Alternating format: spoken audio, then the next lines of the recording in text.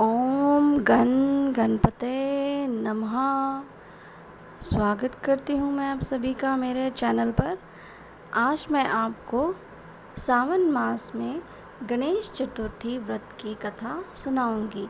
संकष्टी गणेश चतुर्थी व्रत कथा।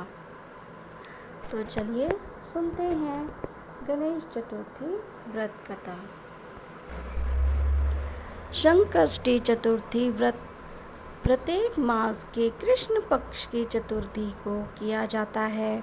श्रावण मास के कृष्ण पक्ष की चतुर्थी को किया जाने वाला व्रत श्रावण संकष्टी चतुर्थी व्रत कहलाता है। भविष्य पुराण में कहा गया है, जब मन संकटों से घिरा महसूस करे तो गणेश चतुर्थी व्रत करना चाहिए। इससे कष्ट दूर होते हैं और धर्म, अर्थ, मोक्ष, विद्या, धन व आरोग्य की प्राप्ति होती है।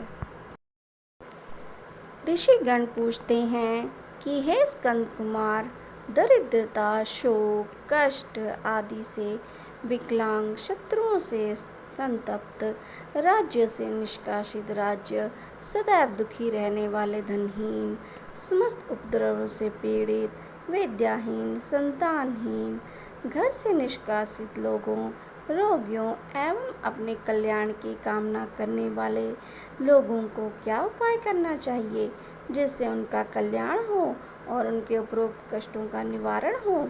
यदि आप कोई उपाय जानते हैं तो उसे बतलाइए।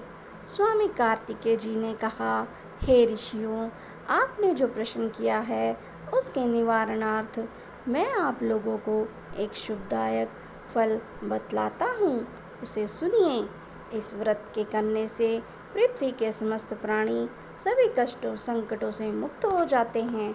यह व्रत महापुण्यकारी एवं मनुष्य के सभी कार्यों में सफलता प्रदान करने वाला है। विशेषतः यदि इस व्रत को महिलाएं करें तो उन्हें संतान एवं सौभाग्य की प्राप्ति होती है। इस व्रत को धर्मराज युधिष्ठिर ने किया था। पूर्व काल में राजयुक्त होकर भाइयों के साथ जब धर्मराज वन में चले गए तो उस वनवास काल में भगवान श्री कृष्ण ने उनसे कहा था। युधिष्ठिर ने भगवान कृष्ण से अपने कष्टों के शरणनाथ जो प्रश्न किया, उस कथा को आप श्रवण कीजिए। युधिष्ठिर पूछते हैं कि हे पुरुषोत्तम, ऐसा कौन सा उपाय है जिससे हम वर्तमान संकटों से मुक्त हो सकें? हे गदाधर, आप सर्वज्ञ हैं।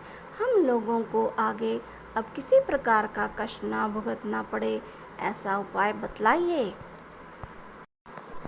स्कंद कुमार जी कहते हैं, जब धैर्यवान युधिष्ठिर विनम्र भाव से हाथ जोड़कर बारंबार अपने कष्टों के निवारण का उपाय पूछने लगे तो भगवान श्री कृष्ण ने कहा कि हे राजन, संपूर्ण कामनाओं को पूर्ण करने वाला एक बहुत बड़ा गुप्त व्रत है। हे युधिष्ठिर, इस व्रत के संबंध में मैंने आज तक किसी को नहीं बतलाया है। हे राजन, प्राचीन काल में सतयुग की बात है कि पर्वतराज हिमालय की सुंदर कन्या पार्वती ने शंकर को पति रूप में प्राप्त करने के लिए गहन वन में जाकर कठोर तपस्या की, परंतु भगवान शिव प्रसन्न होकर प्रकट नहीं हुए। तब शैलतन्या पार्वती जी ने अनादिकाल से विद्यमान गणेश जी का स्मरण किया। गणेश जी को उसी क्षण प्रकट देखकर माता पार्वती ने पूछा कि मैंने कठोर, दुर्लभ एवं लोमहर्षक तपस्या की, किंतु अपने प्रिय भगवान शिव को प्राप्त ना कर सकी। वह कष्ट विनाशक दिव्य व्रत जिसे नारद जी ने कहा और जो आपका ही व्रत है, उस प्राचीन व्रत के तत्व को आप मुझसे कहिए। पार्वती जी की बात सुनकर तत्कालीन सिद्धि दाता गणेश जी उस कष्ट नाशक शुभदायक व्रत का प्रेम से वर्णन करने लगे।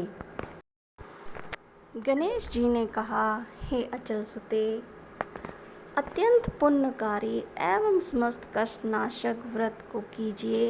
इसके करने से आपकी सभी आकांक्षाएं पूर्ण होंगी और जो व्यक्ति इस व्रत को करेंगे उन्हें भी मन सफलता मिलेगी। श्रावण के कृष्ण पक्ष की चतुर्थी की रात्रि में चंद्रोदय होने पर पूजन करना चाहिए। उस दिन मन में संकल्प करें कि जब तक चंद्रोदय नहीं होगा मैं निराहार रहूंगी। पहले गणेश का पूजन करके ही भोजन करूंगी। मन में ऐसा निश्चय करना चाहिए। इसके बाद सफ़ेद तिल से के जल से स्नान करें, मेरा पूजन करें। यदि सामर्थ्य हो तो प्रतिमास स्वर्ण की मूर्ति का पूजन करें। अभाव में चांदी, अष्टधातु अथवा मिट्टी की मूर्ति का पूजन भी कर सकते हैं। अपनी शक्ति के अनुसार सोने, चांदी, तांबे अथवा मिट्टी के कलश में जल भरकर उस पर गणेश जी की प्रतिमा स्थापित करें। मूर्ति स्थापित करके अष्टदल कमल की आकृति बनाएं और उसी मूर्ति की स्थापना करें। तत्पश्चात षोडशोपचार विधि से भक्ति पूर्वक पूजन करें। मूर्ति का ध्यान निम्न प्रकार से करें। हे लंबोदर, 4 भुजा वाले, 3 नेत्र वाले, लाल रंग वाले, हे नीलकर्ण वाले, शोभा के भंडार, प्रमुख मुख वाले गणेश जी, मैं आपका ध्यान करता या करती हूँ। हे गजानन, मैं आपका आवाहन करता या करती हूँ। हे विघ्नराज, आपको प्रणाम करता हूँ। यह आसन है। हे लंबोदर, यह आपके लिए वाद्य है। हे शंकर सुवन, यह आपके लिए अर्घ्य है। हे उमापुत्र, यह आपके लिए स्नानार्थ जल है। हे वक्रतुंड, यह आपके लिए आचमनीय जल है। हे शुभकर्ण, यह आपके लिए वस्त्र है। हे सुशोभित, यह आपके लिए यज्ञोपवीत है। हे गणेश्वर, यह आपके लिए रोली चंदन है। हे विघ्न विनाशन, यह आपके लिए फूल है। हे विकट, यह आपके लिए धूपबत्ती है। हे वामन, यह आपके लिए दीपक है। हे सर्वदेव, यह आपके लिए लड्डू का प्रसाद है। हे देव, यह आपके निर्मित फल हैं। हे विघ्नहर्ता, यह आपके निमित्त मेरा प्रणाम है। प्रणाम करने के बाद क्षमा प्रार्थना करें।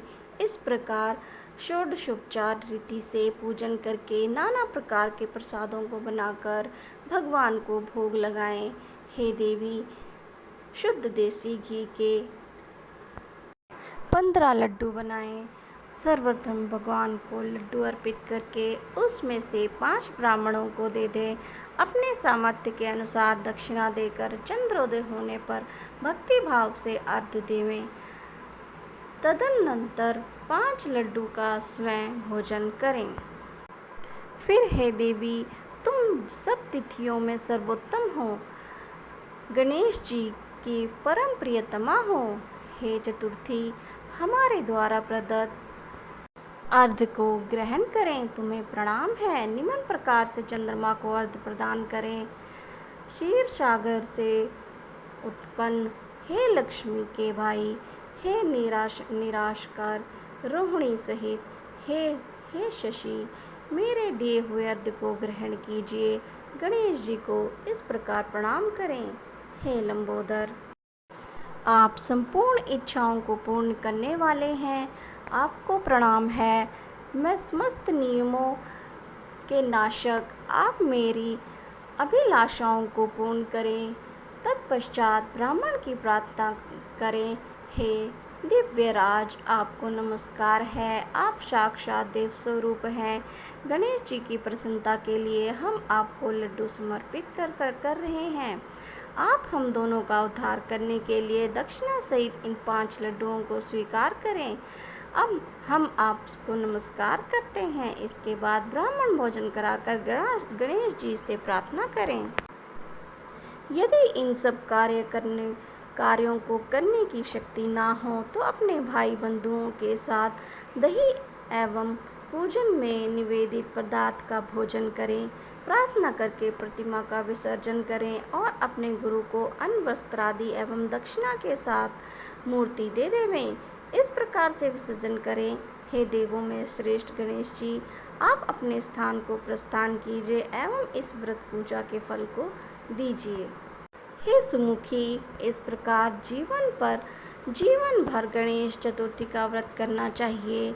यदि जन्म भर ना कर सके तो 21 वर्ष तक करें। यदि इतना भी संभव ना हो तो वर्ष में एक बार 12 महीनों में एक व्रत को करें।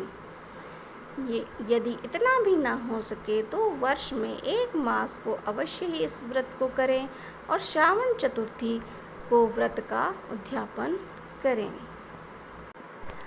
तो ये थी श्रावण संकष्टी चतुर्थी व्रत की कथा। अगर आपको मेरी कथा कहानियाँ अच्छी लगती हैं तो प्लीज़ आप मेरे चैनल को लाइक करें, सब्सक्राइब करें।